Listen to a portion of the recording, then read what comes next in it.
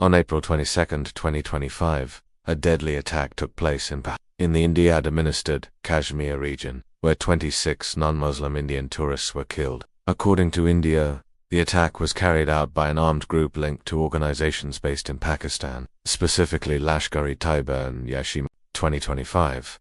As part of this operation, India carried out missile strikes, drone attacks, and air raids targeting 9 locations inside Pakistani territory. India claimed these strikes were limited to terrorist training camps and infrastructure, avoiding civilian areas and military installations. Border populations suffered significantly, with hundreds displaced to safer areas. And mediation by the United Nations, senior military officials from both sides established contact through a hotline. They agreed to a full ceasefire. Although minor skirmishes were reported afterwards, major military actions were halted. Whether that attack was genuinely linked to Pakistani state policy remains unproven, as no neutral investigation was conducted. Both nations presented narratives designed to satisfy their respective populations. In reality, the clash escalated beyond routine border skirmishes, evolving into a limited war that was stopped primarily by external diplomatic pressure. There was no clear victor, but both sides demonstrated their military strength and resolve.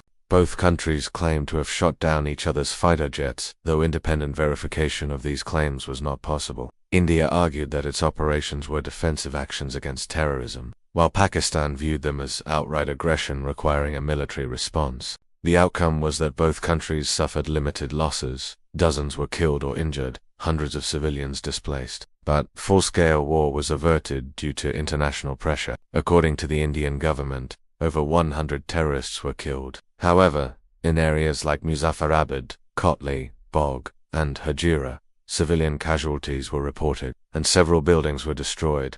Pakistani media reported that over 40 civilians, including women and children, were killed in these attacks. Initially, a local group called the Resistance Front claimed responsibility, but later denied involvement. India labeled it a planned cross-border terrorist attack and directly accused the Pakistani state of harboring and supporting the attackers. Pakistan denied the allegations and offered to allow international organizations to investigate the incident.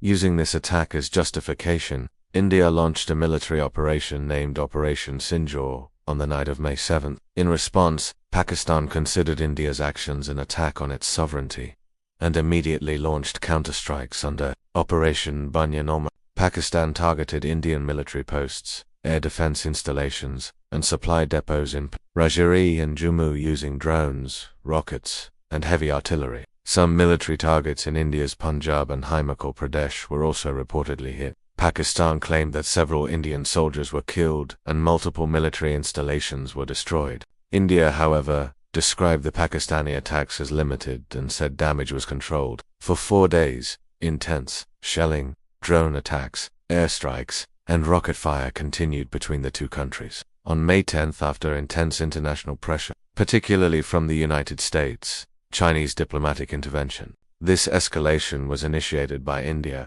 as India launched unilateral military strikes based on its accusation that Pakistan was responsible for the Pahalgam attack. The truth is, the conflict was started by India, using the terror attack as its justification.